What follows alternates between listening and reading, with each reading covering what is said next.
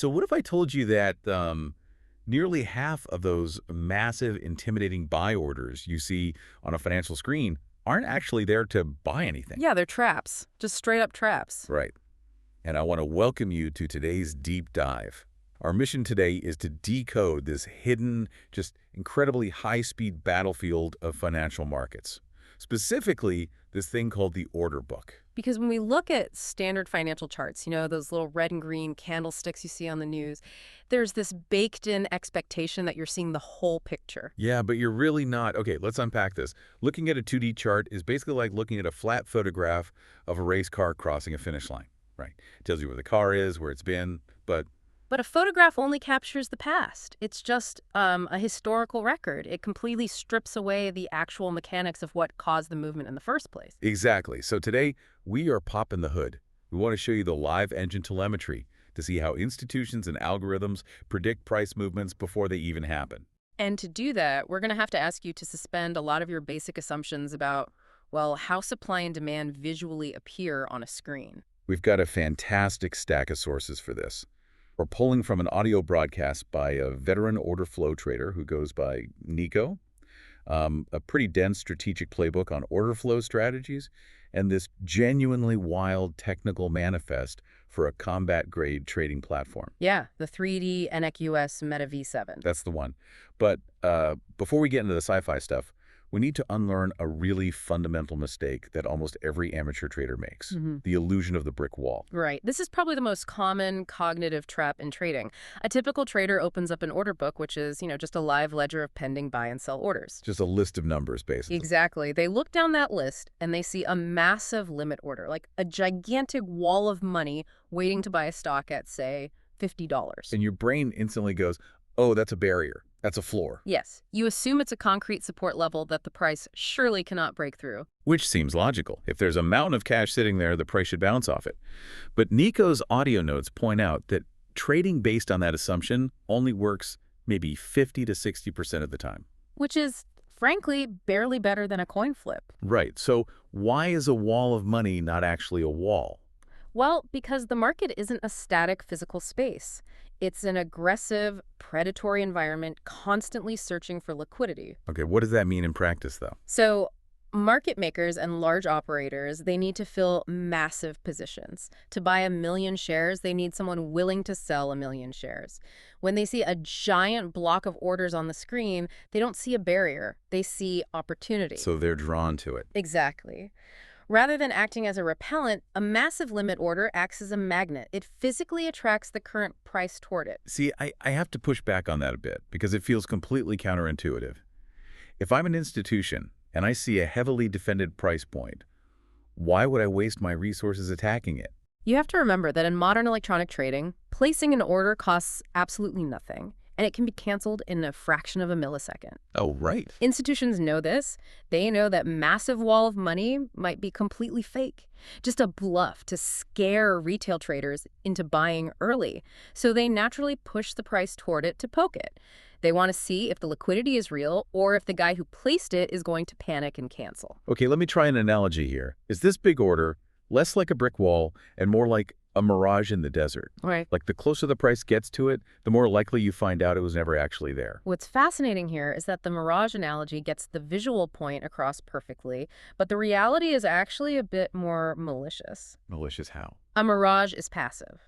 These massive orders are often active predators. The true intent of the market is only revealed at the actual moment of contact. So a static block of orders sitting far away doesn't mean anything until it's tested. Right. The crucial analysis isn't how big the order is when it first appears. It's about its behavior upon approach. Does it stay in place or does it run away? Exactly. Does it take the hits? Does it quietly step away? Or, and this is the really aggressive move, does it suddenly step closer to the current price, actively demanding immediate execution? Wow. Okay, so if big limit orders are often just magnets or traps, what should we actually be looking for? The playbook source says the secret isn't what's heavily defended, it's what suddenly disappears. Yes. We have to contrast two very distinct phenomena here.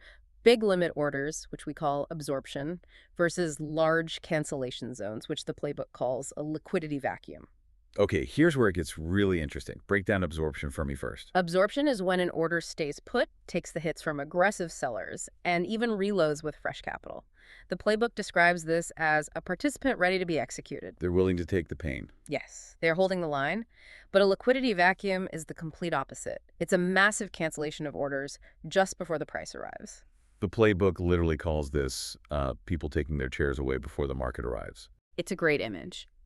And Nico uses a fluid dynamics analogy here that's really helpful. Imagine price is like water flowing through a closed tube. Okay, I'm picturing it. When a massive cluster of orders gets canceled, an air bubble forms. A vacuum.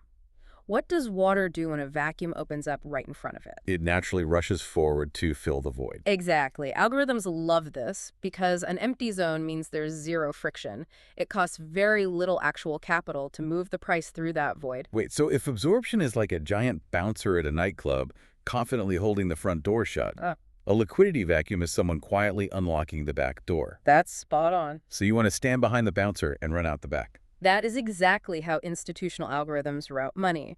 The ultimate scalping setup combines both. Buy the defense, target the void. Buy the defense, target the void. I love that. The bouncer, the absorption, provides a safe entry with a clear stop loss, while the open backdoor, the vacuum gives you the speed and acceleration for the trade. Okay, that sounds like a flawless theory, but I have a major problem with this.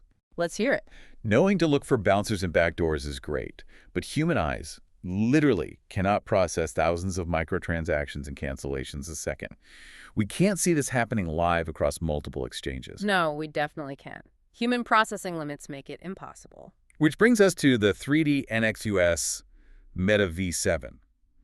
Because reading the sales manifesto for this thing was a trip. It explicitly states, this is not a chart, this is combat trading. It's intense Oh. because it visualizes the order book in full 3D. What does that actually look like? It has 5 distinct modes you can toggle live. There's a surface mode, footprint gate, X-ray layers, canyon. Wait, X-ray layers. Yeah, it lets you see through the depth of the order book to spot hidden institutional layering far below the current price. Huh. But the most striking is the tunnel or wormhole flight mode. Oh, this is the one that sounded like a video game. You're visually flying through cinematic skyscrapers of liquidity. The height of the buildings represents the volume of orders.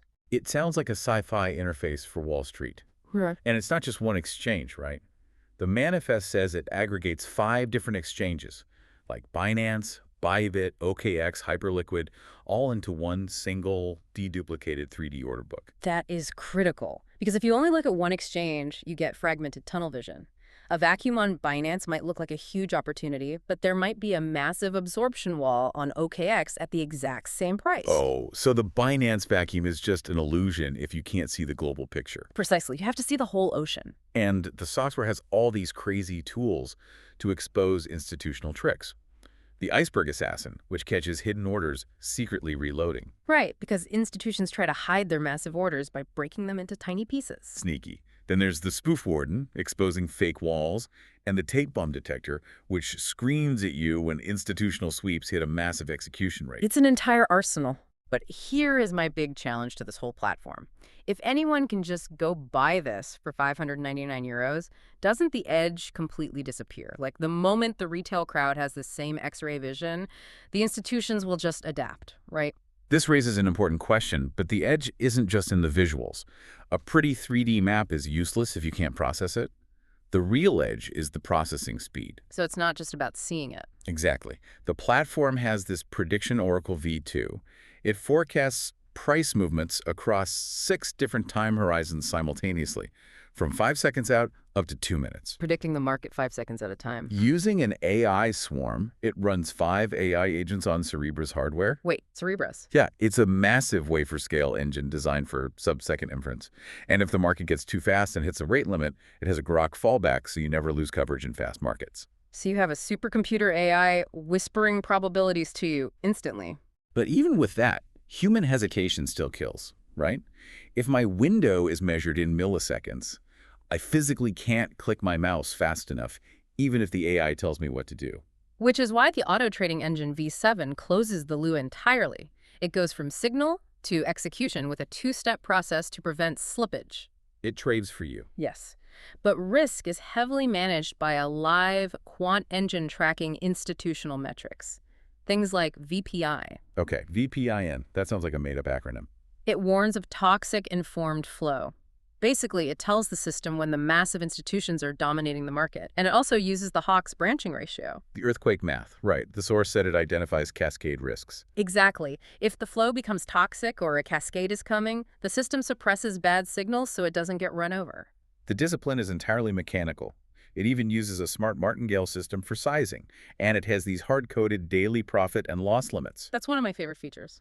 The manifest says it automatically flattens your positions and shuts the system off when a daily profit target is hit to prevent burnout. Or if a max loss is hit, you can't revenge trade. It literally saves you from your own emotions. And it uses a dual MT5 bridge, allowing you to stream the best data from one broker while executing trades on a totally different broker simultaneously. Okay, so what does this all mean? When I hear all of this, I just have to ask, are the people using this software even trading anymore? Or are they just acting as a manager of a robot army, sending drones out to fight other drones? If we connect this to the bigger picture, trading has fundamentally evolved. You are no longer the infantry soldier swinging the sword in the trenches. You're the general in the command tent. You're defining the rules of engagement. You set the parameters, and you allow algorithms to execute without human emotional tilt or panic. Man, that is a paradigm shift. So let's wrap this up for you, our listener. We went on quite a journey today. We certainly did. We started by unlearning the illusion that big orders mean a price will stop. We replaced that with the reality of magnets, absorptions, and liquidity vacuums. We established the golden rule. Buy the defense, target the void. And we explored this intense 3D AI-driven weaponry required to actually survive in this institutional arena. But you might be wondering, why should I care if I never trade a single stock or crypto token in my life? That's a fair question. Understanding this fluid dynamics framework proves how the global financial machine really moves underneath those simple 2D charts you see on the evening news. It's not a static picture. No, it's a living, aggressive ecosystem. And that leads to a pretty wild final thought. The 3D Nexus V7 uses this AI swarm on Cerebras to read the market and predict institutional spoofing before it moves the price. Right. But if predictive AI is now available to everyday retail traders, what happens next? Well, the massive institutional algorithms are going to start specifically training to trick the predictive AI swarms. Exactly. Yeah. So who wins the financial war when the AI starts actively spoofing the other AI? We're heading toward an invisible hallucination war in the order books. It's crazy to think about. It really is. Well, that's all for today. Keep an eye out for those mirages, and we will catch you on the next Deep Dive.